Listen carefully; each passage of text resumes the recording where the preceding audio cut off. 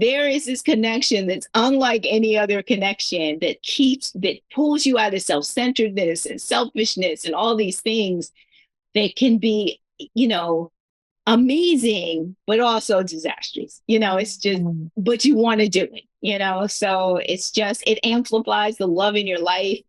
It's just, it's something. It is something. Welcome to the How It Feels to Be a Mother podcast, where we dive into the emotional complexities and varied experiences of motherhood. I'm your host, Sarah Broberg. This judgment-free zone is a place where mothers can express their authentic feelings and experiences as whole human beings. In each episode, we'll explore the catalyst question at the heart of this movement. How does it feel to be a mother? Through engaging discussions with mothers from diverse backgrounds from around the world, we'll explore the complexity of emotions along the continuum of motherhood. Join us as we speak with mothers from all walks of life, from those with infants to those with adult children, uncovering the vast emotional continuum of motherhood. Whether you find motherhood to be a blessing or a challenge or somewhere in between, sometimes all at once, this podcast is here to validate your feelings and to break the stigma, shame, and guilt that can often accompany maternal experiences. Tune in and be a part of a movement that empowers mothers to embrace the emotional depths of what it really feels like to be a mother. Join the conversation. Welcome to this episode of How It Feels to Be a Mother.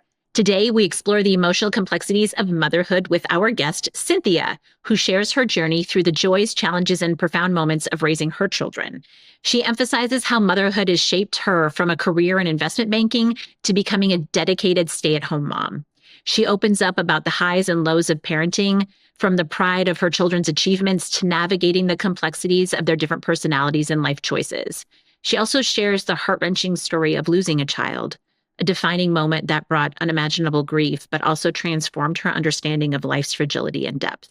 Join us as Cynthia reflects on how motherhood has been a journey of constant growth, not only for her children, but for herself, and offers insights on the enduring impact of motherhood on personal identity and life's priorities. My name is Cynthia. I am 59 years old. I'll be 60 in March.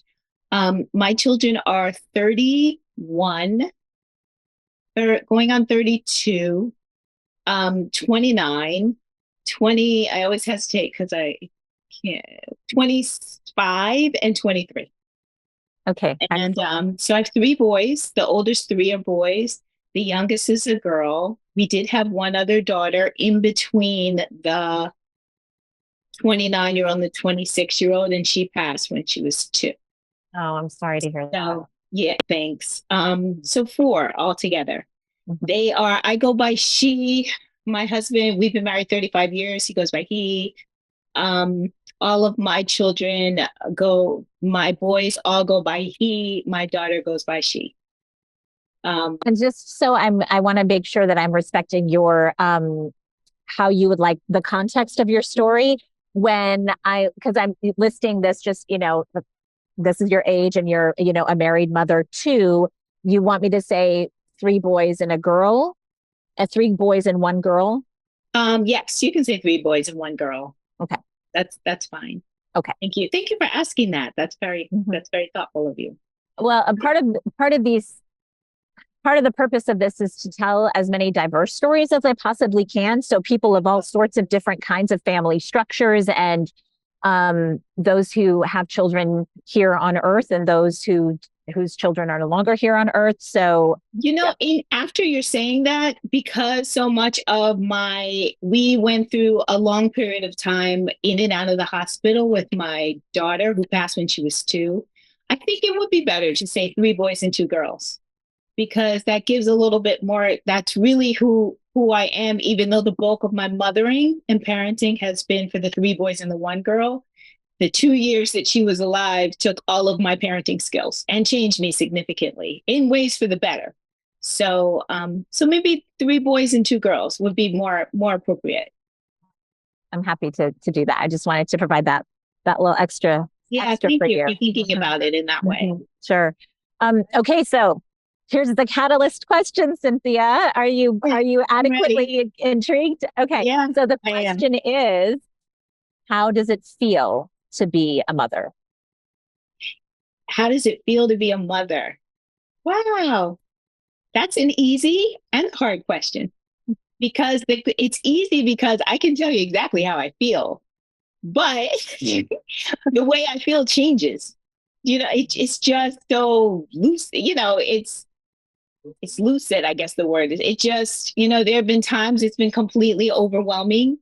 At times it's been heartbreakingly and heart-wrenchingly hard. At times it's been amazingly joyful and surprising and exciting and full of fun and full of learning about new people or watching new people grow. And, that's been incredible. Um, it's been defined, it defines who you are and kind of what you do. Motherhood being a mother has changed my career.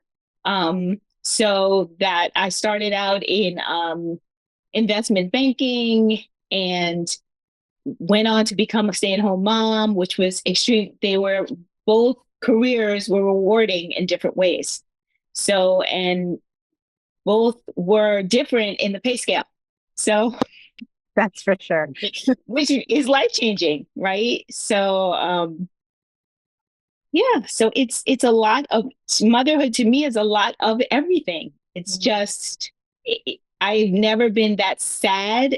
Motherhood has not ever made me as sad as I was as I have been, especially with going through the NICU and losing a child. I've never been that sad, but I've never been that joyful and that glad and that fulfilled and that rewarded as having children and watching them grow and develop and watching them succeed. But then it's hard to watch them fail or to just today. I got two pieces of news. My daughter is she is trying out for a professional women's soccer team. So she called today and she might have a broken wrist. Then my other son called and he might have mono. And so where my day started out really happy, then it ended up like worrisome. Like, oh my God, am I going to have to go now? Like, she needs surgery. He's playing soccer still. Should he be? Is he risking a broken spleen or whatever the repercussions of having mono is? Doesn't even have mono. It's a lot of everything. Does it feel like you thought it would?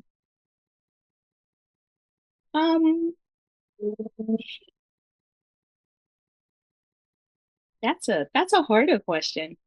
I don't know what I thought it would be. We got married young, and I don't think I thought out what married life would be. Like I don't know. I think I entered it with I wanted children. We wanted five. We had five. I guess I didn't have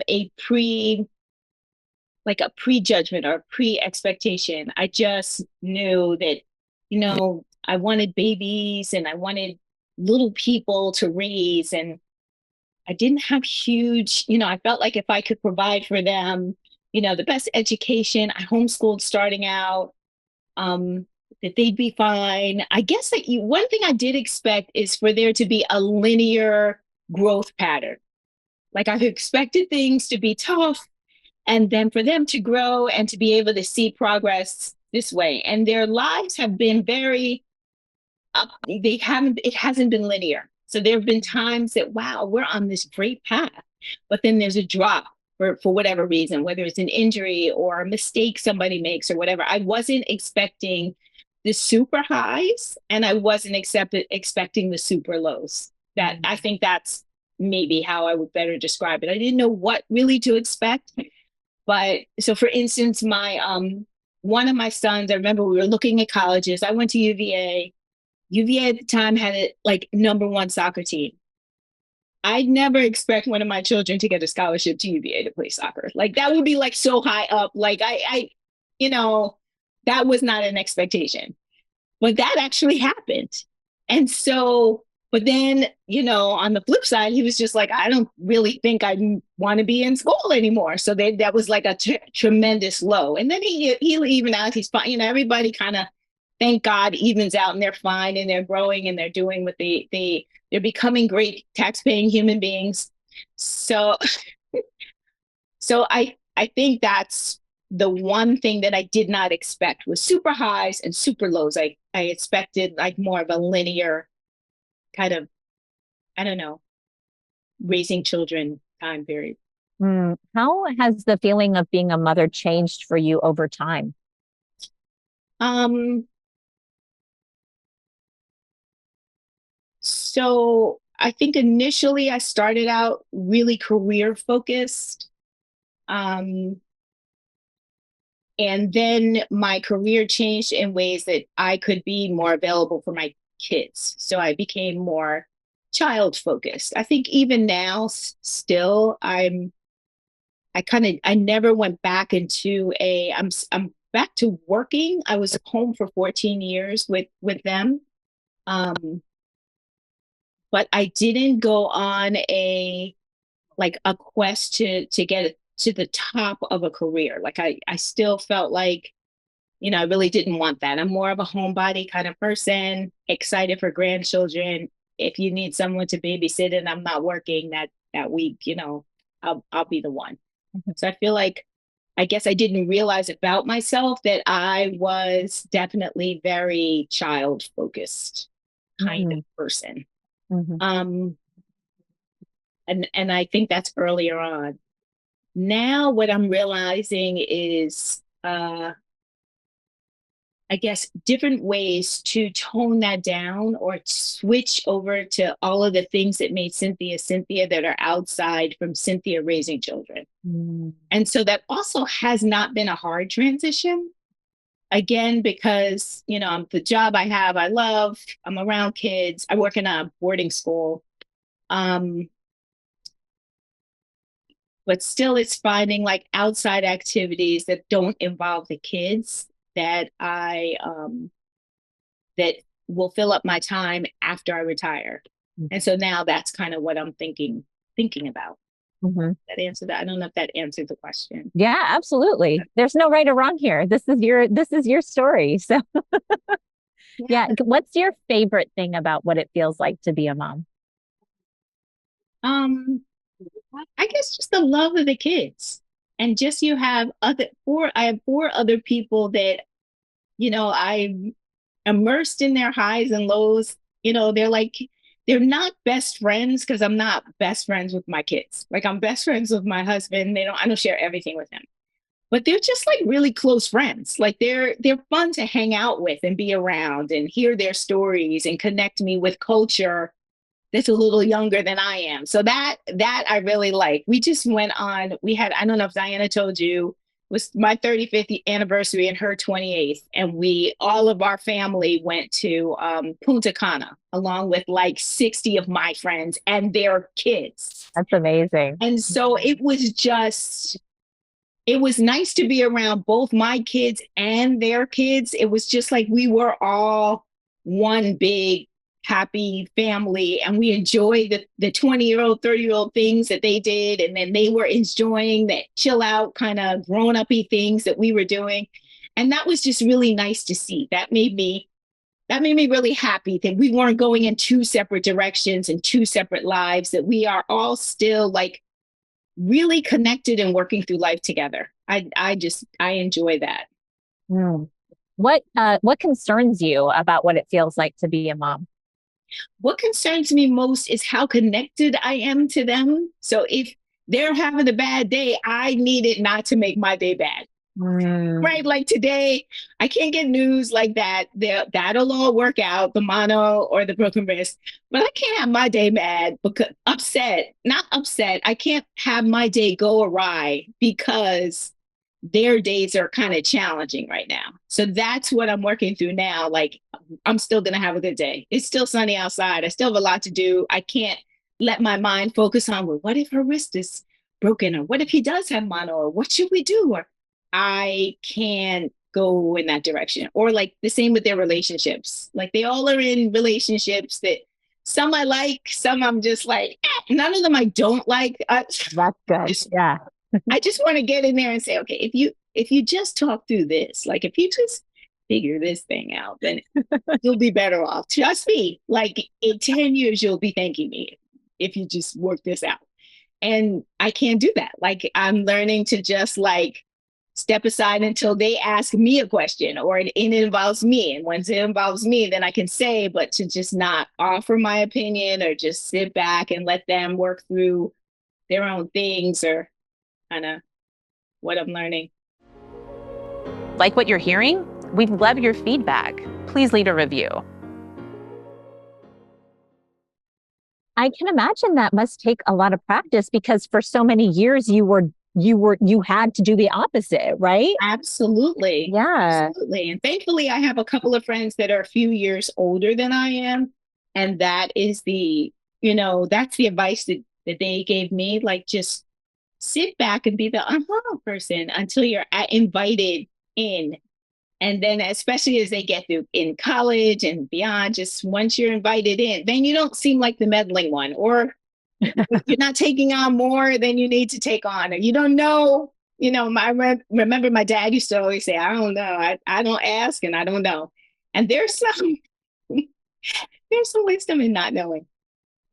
So, that's what we're working through now. You mentioned a couple things that surprise you already. So you're talking about how it hasn't been like a linear growth kind of journey for them, and some of the other pieces. So is there anything else that surprises you about what it feels like to be a mom? Surprises me. I guess that their differences surprise me. So there are 4 of them with 4 completely different personalities. They have 4 different, significant others in their lives that are all very, very different. And so I think that that's surprising. It's surprising for my husband and I to be the same, like almost parented them the same, but for them to have come out and with 4 distinct personality types, some of which are polar opposites. So that was surprising. Also, for them we have some solid values from a Christian point of view. For them to kind of question and go away from that was surprising for me. Away and then back, and then away and then back, so that, I guess that was surprising to me as well. There are many themes that are sort of emerging from these conversations I'm having with folks. And one of them you sort of just touched on a little bit is sort of this parallel journey of growth that the kids, like your children, are undertaking at the same time the parents are sort of undertaking this journey of growth. And that's been really interesting to hear people talk about how that's manifested for them. Right. Mm-hmm. Yeah, that's really interesting. Mm-hmm. Because we're always growing. And I think the kids don't realize, we realize they're growing, but they don't realize we're growing. For me, at least, my kids sometimes get me stuck in a box. And I'm like, well, things were not like this when I was younger, but I am willing to like listen and learn and think about it. Just because I don't adopt a way of thinking, the same way of thinking, doesn't mean I'm closed-minded to the way that you think. It's just, to me, they need growth in that area. Like, someone can hear what you say, understand what you say, but still think differently. And that really has to be okay with both parties to a certain degree. So I would imagine also that's so tricky navigating that with 4 very different personalities, because they need different things at different times. And just that even the way that you approach those conversations would necessarily be so different. Right. Or usually it's that when we're all talking together about some particular topic that 2 are passionate about and 2 are not, it just turns into conversations that need to be better directed sometimes. So those are the times that are interesting, and I guess I wasn't necessarily expecting. One of the other themes that's coming up in these conversations is the way that the ways in which we were parented or that we were raised, and how that influences our parenting style and the way that we're choosing to raise our children. Right. I come from there's Diana and I in our family, and now I'm in a family with 3 boys and a girl. I mean, that's the boy situation is very different from the girl dynamics that we were raised in. So that was different altogether. And then we're a huge sports family in ways that we weren't growing up. So I feel like some of the examples from my childhood don't necessarily apply to the way we're raising kids in this at this time. Also, we're raising them in a very, very different environment than I was raised in. So not very different, but different. So, it's just interesting.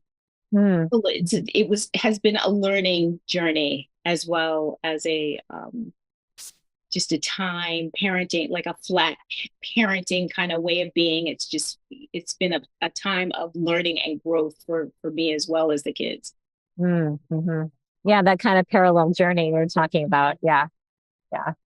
So the one of the kind of conversations that prompted this project also is the ways in which some of us may or may not have community with whom we talk about what it feels like to be a mom. Are there any people in your life with whom you talk about what it feels like to be a mom?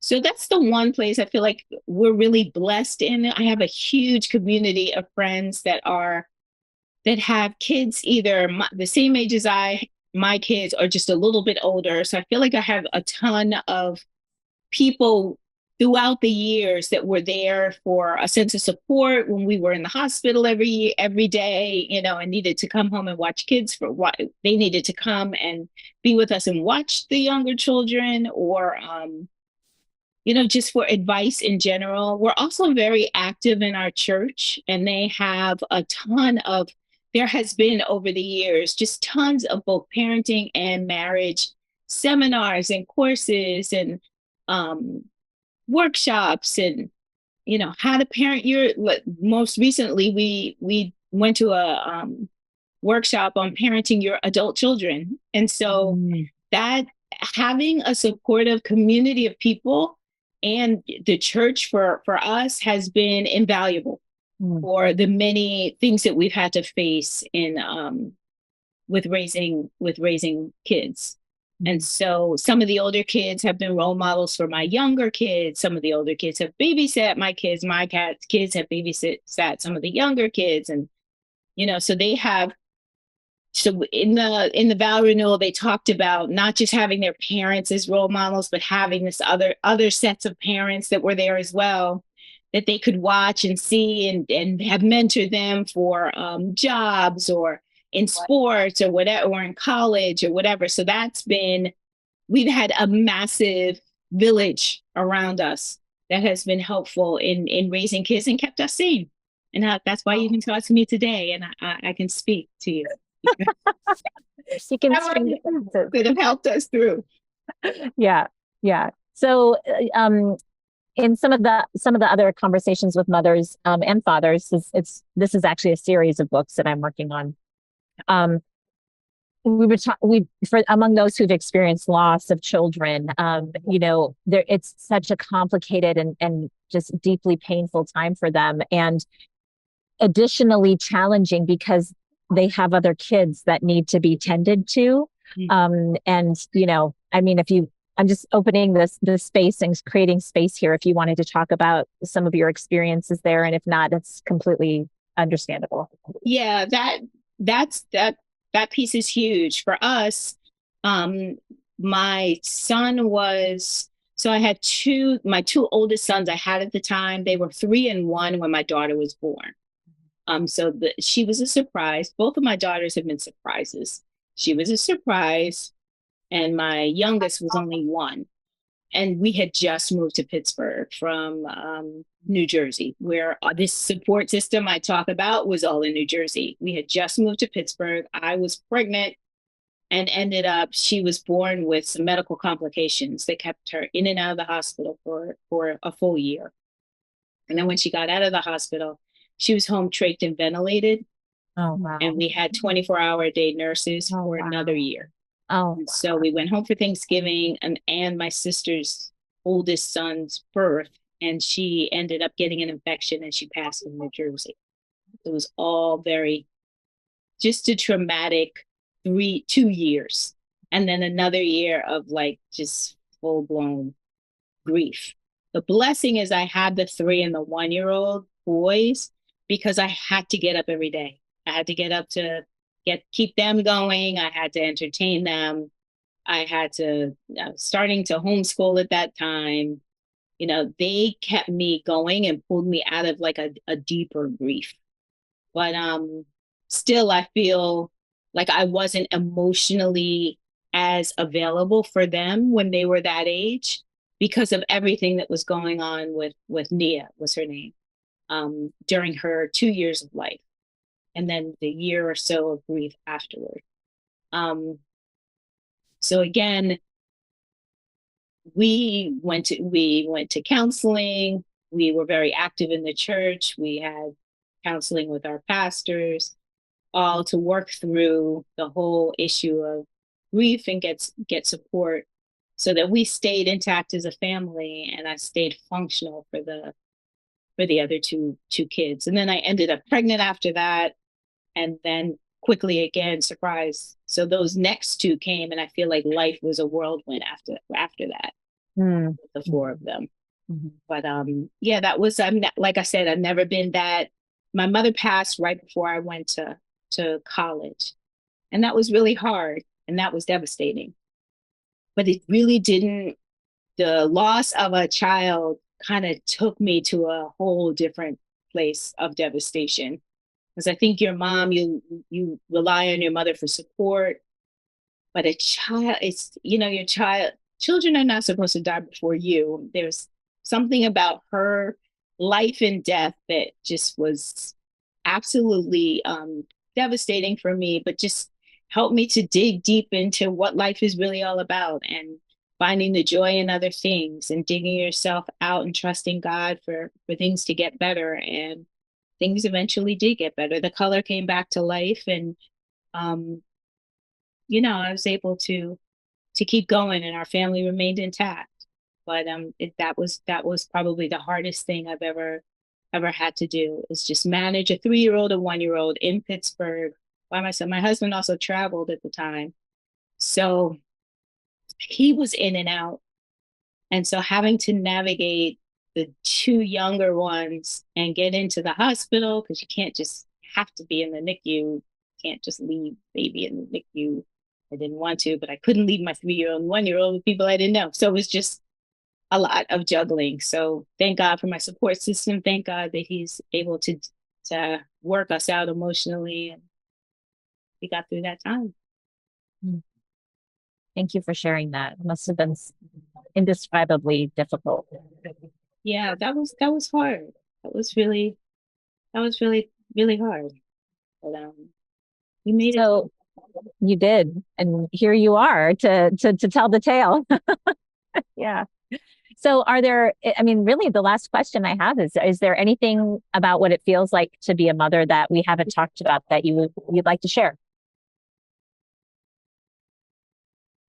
I think everyone has probably said this, is the hardest but most rewarding job that you'll have. It's like, to me, there's nothing, and to me, there's nothing that compares to that. It's like you'll work really hard, but it is so rewarding to see them functioning as like good human beings. Like when they do something, when you get I think there's no other place where someone else can get a reward and then you feel overly excited about it. Like there's nobody else. Like we had my son works in the same school as I do. He's in admissions. And one of the parents came up to me and said, his name is Jordan. I just love Jordan. He's so good with the kids, and he's this and he's that. And they're just singing his praises. It was as if they were singing my praises. I was just like, well, that's my child, or, so there are very few people in life that get an award that you feel like personally it's my award. Like, that's such a great way of putting it. Absolutely. Yeah. Yeah. So it's just, or in the flip side is true too. If they do something disastrous, you're like, oh God, what did I do? So it's someone else that did something, but somehow It's what did I do wrong? So it's just, there is this connection that's unlike any other connection that pulls you out of self-centeredness and selfishness and all these things that can be, amazing, but also disastrous. It's just, but you want to do it, so it's just, it amplifies the love in your life. It's just, it's something. It is something. Thank you so much for taking the time to talk to me. Learn more about how it feels to be a mother by visiting howitfeelstobeamother.com and following us on our socials. Please join the conversation. The views, thoughts, and opinions expressed on this podcast, including those of the host and guests, are their own and do not necessarily reflect the views of any entity they represent. Appearance on the program does not imply an endorsement of them or any entity they represent. The content presented is solely for general informational, educational, and entertainment purposes. The use of information provided on this podcast or materials linked from the podcast or website is at the user's own risk. It is not intended as a substitute for the advice of a physician, professional coach, psychotherapist, or other qualified professional. Users should not disregard or delay in obtaining medical advice for any medical or mental health condition they may have, and should seek the assistance of their healthcare professionals for any such conditions.